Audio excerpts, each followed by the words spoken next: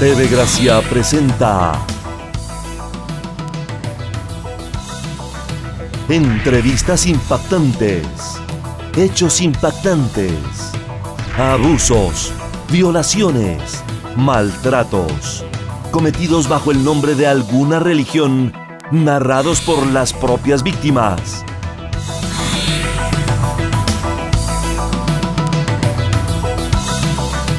Sea usted testigo aquí en Entrevistas Impactantes.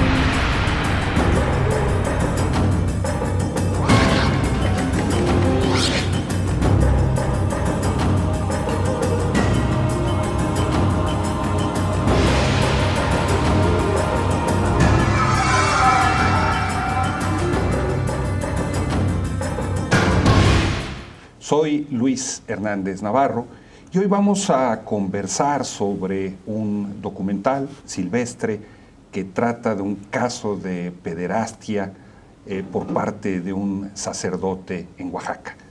Nos acompañan en el estudio dos personas muy involucradas en la producción del documental, el presbítero Manuel Arias. Manuel es sacerdote en Oaxaca, es autor de un libro muy importante en el mundo de la teología india. Es el libro, Manuel, Y Dios se hizo... Y la palabra de Dios se hizo indio. Y la palabra de Dios se hizo indio. Y nos acompaña también la empresaria y activista Cristina Sada Salinas. Ella ha estado muy involucrada desde 2012 en causas sociales, también es escritora. Su libro Perfume y Pólvora da cuenta de todo el tránsito de tu campaña electoral, ¿no? Así es. ¿De qué trata este documental, Cristina, Manuel?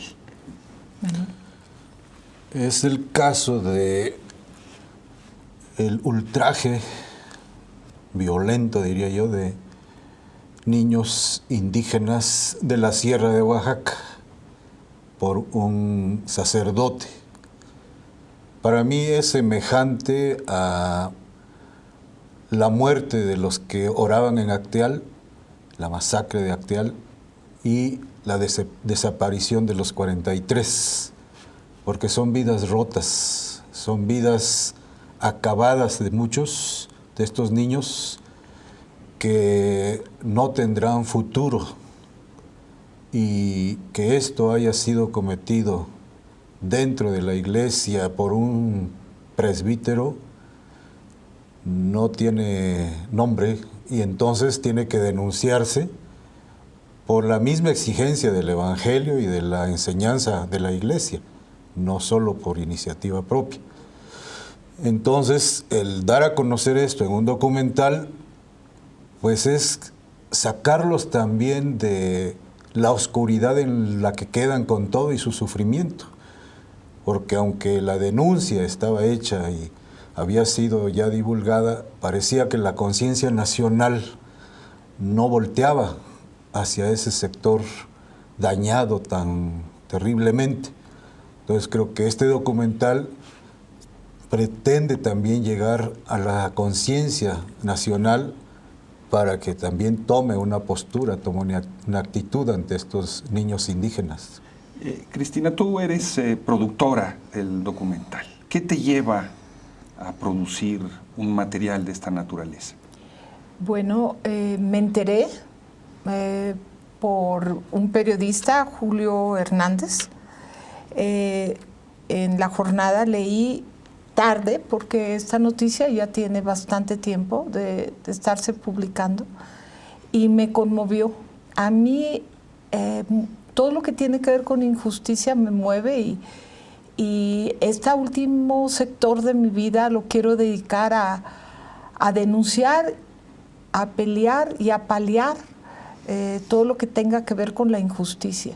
Al leer la noticia no tardé más de una semana en estar en Oaxaca entrevistándome con el padre Arias y fue muy impactante para mí ver la solidaridad de todas las personas de su parroquia y no nomás de las de él, sino de todas las parroquias de los 10 sacerdotes que tuvieron el extremo valor de denunciar que otro compañero sacerdote había cometido actos de pederastia clerical ante los oídos sordos del arzobispo y ya para este año han tenido fuertes consecuencias. Entonces yo me sentí tremendamente identificada con el dolor en primer lugar de los niños indígenas, sabiendo hasta por experiencias muy cercanas a mi vida que la marca de un abuso sexual queda para toda la vida. No sabes en qué se va a convertir, pero ya los dejaste, como dice el padre, marcados.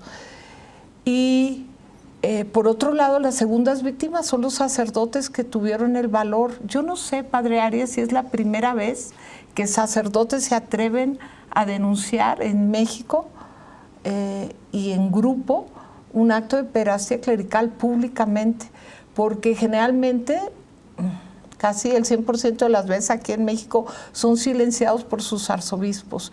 Y eso es lo que a mí más me indigna de una iglesia que se cree representante de la divinidad, que para cuidar su prestigio, si es que lo tienen, cometan estas atrocidades de encubrir a los sacerdotes pederastas, como ha sido el caso de Oaxaca. ¿Qué les parece si vamos a ver un pequeño video que gira precisamente alrededor del documental, que nos va a permitir ver por dónde va el asunto?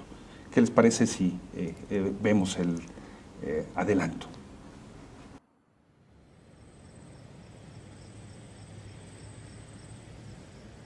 Yo estaba así, tenía problemas de salud. Bueno, y mi mamá me dijo, no, pues tú prestas tu servicio a Dios, ahí siendo catequista, dice, ¿no? Y ahí fue como yo conocí al padre Gerardo. Hubo una misa que tardó muy tarde, como eso de las 12:30 de la noche. Pues en dado caso que era ya muy tarde, el padre Gerardo me ofreció dormir en la iglesia. Después de un rato, pues el padre yo creo que ya tenía unas intenciones contra mí y se encimó encima de mí. Yo creo que quería, ahora sí que yo lo penetrara, pero afortunadamente no pasó nada, porque yo estaba con mi calzoncito. Entonces él dice, hazme el amor. Pero ¿cómo le digo si usted es una persona sagrada? ¿Cómo yo voy a hacer eso? No, dice, pero es lo que a mí me gusta. Es lo que a mí me gusta y es lo que yo quiero. Y dice, si no haces, pues aquí te dejo. No hay justicia. Es un momento de impotencia, desde la juventud, desde la niñez. Yo creo que el padre supo dónde se metió. Apelando a los mandamientos de la Iglesia, no mentiras, ¿cuántos casos de abuso sexual o pederastia en Oaxaca conoce usted? No, de que yo conozca así diríamos con todo esto, una cosa es que se diga y otra cosa es de veras tener los datos. A veces uno señala solo... Entonces hay una relación muy especial del arzobispo con este sacerdote, pero hay una conducta extremadamente agresiva y totalmente justificada hacia los sacerdotes que presentaron la denuncia, que son la suspensión, y luego el caso contra el padre Manuel. Bajando el Cerro del Fortín, me quedo sin frenos. Me boté contra el camellón de cemento de en medio. Y pues para mí fue un accidente, ¿no? Como al mes de eso, que fui a recoger mi coche, me dice el ojalatero, padre, esto no fue accidente. Ah, caray. y me enseñó las mangueras trozadas. Estas mangueras estaban trozadas del líquido para frenos. Estas totalmente. O sea, el problema de la Iglesia Católica no es que haya sacerdotes que abusan, pues eso es un problema humano, pasa en las escuelas, pasa en las casas, papás que abusan de niños, sus hijos, ¿no? Abuelos, tíos. Eso no es un problema específico, ese es un problema humano. ¿Qué es lo específico de la Iglesia? La forma sistemática de proteger a los abusadores. Este es el tema de la Iglesia Católica.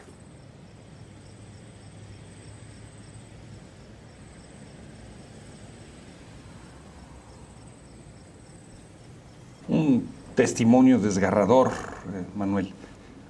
¿Por qué no seguir la máxima de que la ropa sucia se lava en casa? ¿Por qué airear esto públicamente?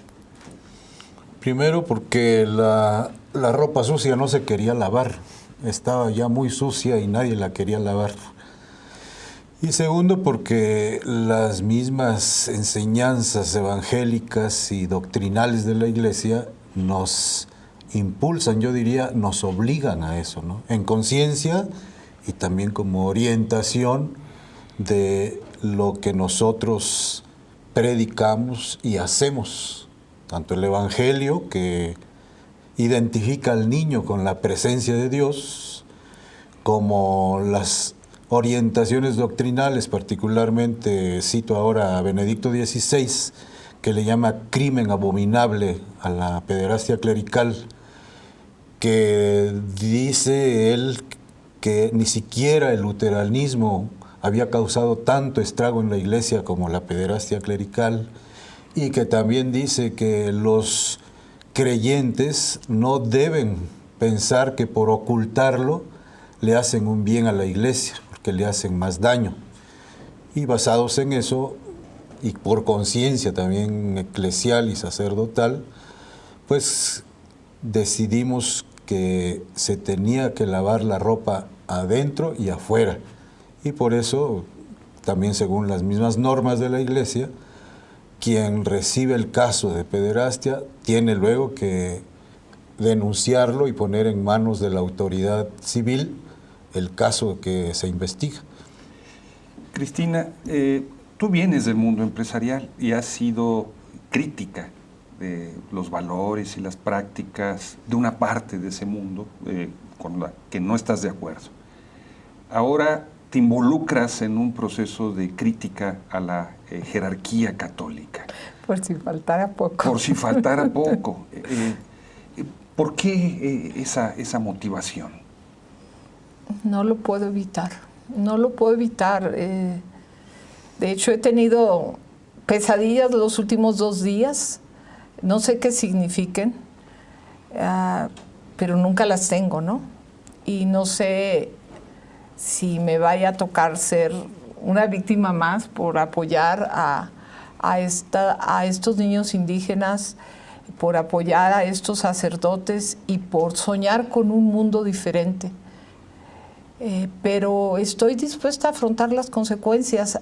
Hay un momento en que no calculas cuáles van a ser los costos. Actúas porque sientes este deber ético. Yo fui educada como católica, hoy en día no soy practicante, entre otras razones por esa, porque me parece terrible que la más alta jerarquía encubra a sacerdotes pederastas y lo único que haga es cambiarlos de parroquia. Bueno, en ocasiones los mandan a 2, 3 casas que hay en México, pero desgraciadamente esas mentes ya están tan dañadas, me refiero a las de los pederastas, que no se ha encontrado modo psicológico, terapia que los cure. Entonces, tú los cambias de parroquia y haz de cuenta que vas esparciendo la peste, sabiendo que es peste de un lugar a otro, a otro, a otro. Me parece terrible, me parece un crimen abominable, algo así como lo que hacía Hitler y los hornos. En este caso son niños con daños psicológicos perpetuos. ¿Les parece si vamos a una pequeña pausa, Cristina, Manuel? Y ahorita, regresando, nos explican qué ha sido del sacerdote Gerardo Silvestre Hernández, señalado como responsable de estos crímenes. Conversando sobre un terrible caso de pederastia en la iglesia oaxaqueña con el presbítero Manuel Arias y con la empresaria y activista Cristina Sara. Antes de irnos al corte, preguntaba yo qué ha sido del padre Hernández. ¿Ha sido sancionado? ¿Ha sido investigado? En lo que se refiere a la justicia civil, sí se investigó, especialmente por ministerios públicos que eran mujeres. Me parece a mí que por ser más sensibles también a estos casos, pusieron todo su empeño. Y en el año 2013 fue aprehendido, está todavía preso, se espera la sentencia, que esperamos que el gobierno estatal pronto la dé como una señal también de justicia para este pueblo y para los pueblos indígenas en particular. Y mientras tanto, pues está en la cárcel de Tlaxiaco. Ahí está actualmente esperando que se le dicte sentencia. Es la situación actual del padre Silvestre. Cristina, para hacer este documental, ¿tú has sentido obstáculos? ¿Qué tan abierto ha estado la jerarquía oaxaqueña para dar su testimonio? No, la jerarquía oaxaqueña no ha estado abierta, claro que no, pero en el documental sale el arzobispo y al estar ahí el camarógrafo creyó que era un camarógrafo norteamericano porque es medio rubio y parece que eso lo motivó. Por los estereotipos raciales, ¿verdad? Sí, dice, eso lo motivó a explayarse. Y a mí me parece patético, él solo así se retrató a sí mismo, me parece cínico en ese testimonio visual que tenemos, despreciando las quejas de las víctimas, diciendo que se habían ido contentos. Para mí representa lo peor de la iglesia, ese arzobispo oaxaqueño. Y yo quería añadir que una cosa es lo que hizo la autoridad civil en esta ocasión, que es excepcional y probablemente es gracias a estas mujeres que están en el Ministerio Público. Y lo otro es lo que hizo el Vaticano. El Vaticano exoneró al sacerdote. Lo perdonó. Sí, lo exoneró, ¿no? Libre de culpa. Y luego tengo entendido que todos los sacerdotes, el padre Arias me va a decir cuál es la palabra, congregados de Oaxaca, dijeron que los que estaban mal eran los 10 sacerdotes denunciantes, y aquí hablamos de las otras víctimas, como los 10 sacerdotes denunciantes, que para mí siguen en realidad la palabra de Cristo, solidarizados con el niño Dios, casi, como dice el padre Arias en el documental, porque Jesús decía, dejad que los niños se acerquen a mí, porque de ellos es el reino de los cielos. Es lo más sagrado aún para Jesús, los niños, ¿no? Entonces ellos se solidarizan con los niños y son perseguidos a nivel de correr riesgo sus vidas, de ser destituidos. Es una cosa espantosa que viene el arzobispado hacia ellos. ¿Tú has sido atacado, Manuel? Sí. Jamás pensé que esto podría pasar. Lo que hicimos los 10 en espíritu de lo que nosotros somos, de oración, de amor a la iglesia, de fidelidad al evangelio y a la enseñanza oficial también de la iglesia, pues se nos hizo como algo lógico, consecuente a nuestra convicción de miembros de la Iglesia Católica y sacerdotes. Sí preveíamos que podría haber alguna reprimenda, alguna consecuencia que nos quisiera perjudicar, pero a tal grado yo nunca me lo imaginé, ¿no? Hay ya 3 de los que siguieron estos casos suspendidos en su ministerio. ¿Por la denuncia? Por la denuncia, sí. Claro, no la presentan como consecuencia de la denuncia, sino le ponen otros motivos, ¿no? Pero, por ejemplo, el diácono Ángel Noguera, que fue el primero que conoció todos los casos de cerca, porque él era el encargado de la parroquia de Camotlán, comunicó esto al arzobispo y al poco tiempo fue destituido de la parroquia y sin el ejercicio de su ministerio hasta la fecha. Pues está en su casa, pues buscándose la vida ahora allá. Él es de origen campesino y fue uno de los primeros, ¿no? También el padre Leoncio, que fue párroco de Villalta, en donde se dieron casos, también fue destituido, su ministerio pastoral, sacerdotal, y el padre Apolonio Merino, él también, pues con un decreto que el obispo le entregó, quedó suspendido de su ministerio sacerdotal. Él también estuvo en la sierra, fue después que sacaron a Noguera, quedó él ahí en la sierra y fue el que siguió dando razón e información de esto al arzobispo, y también a la larga fue suspendido en su ministerio sacerdotal.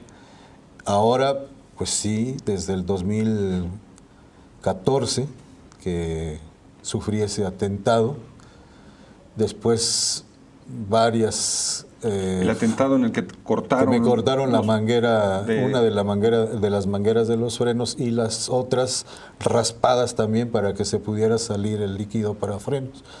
Entonces, pues ya sin el líquido yo me fui contra... Pues gracias a Dios me fui contra el camellón de en medio y logré que se detuviera el coche en una bajada muy peligrosa. Y después pues ya me comunicaron que no había sido accidente, el mecánico y el ojalatero, sino que había sido a propósito cortada la manguera y raspadas las otras para que pudiera salirse el líquido para frenos. Después vinieron otras formas, pintas que me denigraban, que en el área de mi parroquia, con el fin específico de deteriorar mi imagen, mi fama, y poder también, si era posible, conseguir de la comunidad parroquial el rechazo a mi persona.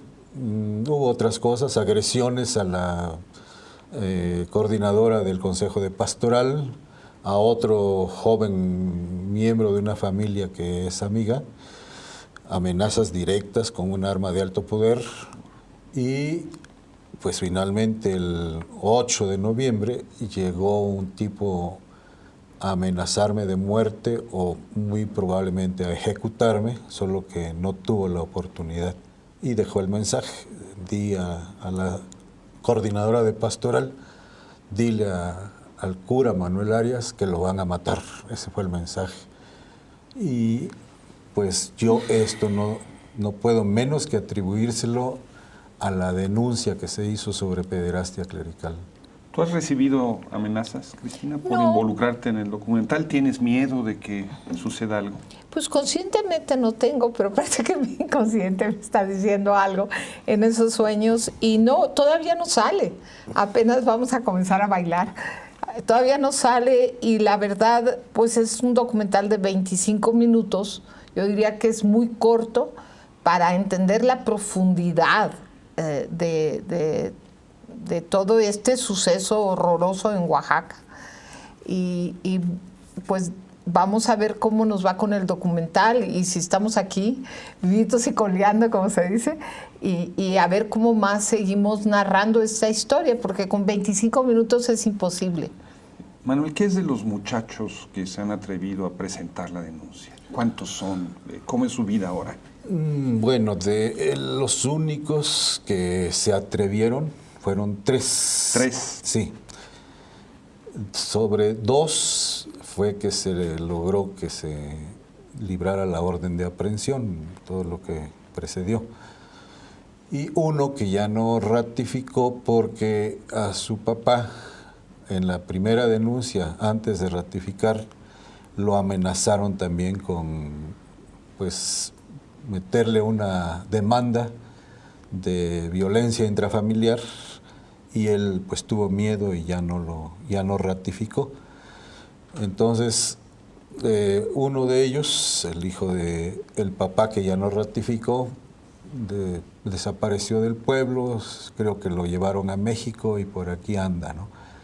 Los otros dos, el principal está recuperándose más o menos bien, apoyado por su familia, por los sacerdotes que lo apoyamos desde el principio, algunas organizaciones en favor de los niños, y va más o menos, ¿no?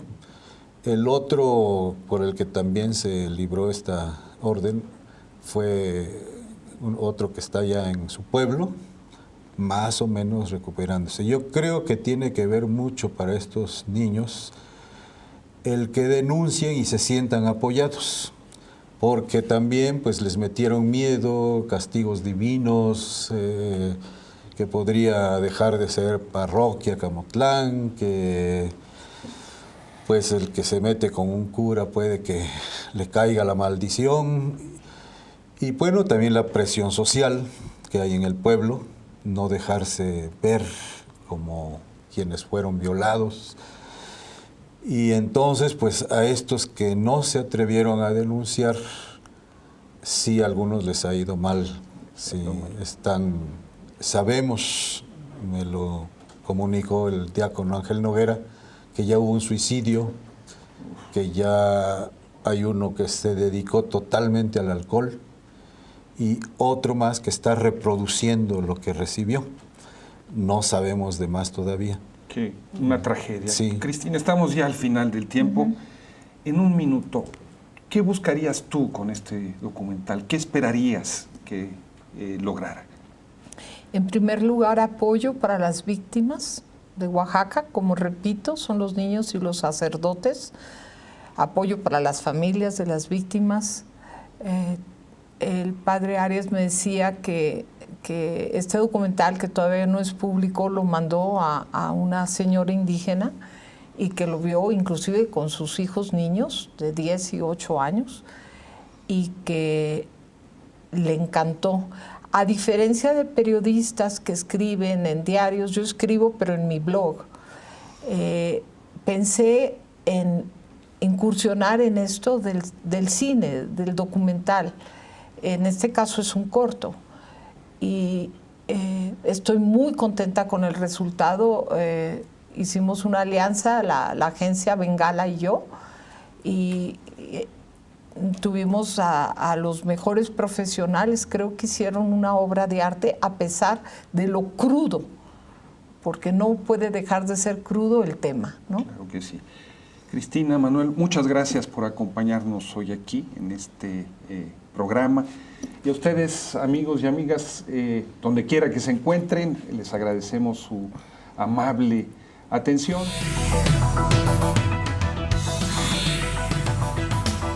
TV Gracia presentó Entrevistas Impactantes. Recibimos que usted despierta del engaño de la religión y comienza desde hoy a crecer en la gracia de Jesucristo. Para más información, visite o escríbanos a Le declaramos bendecido con toda bendición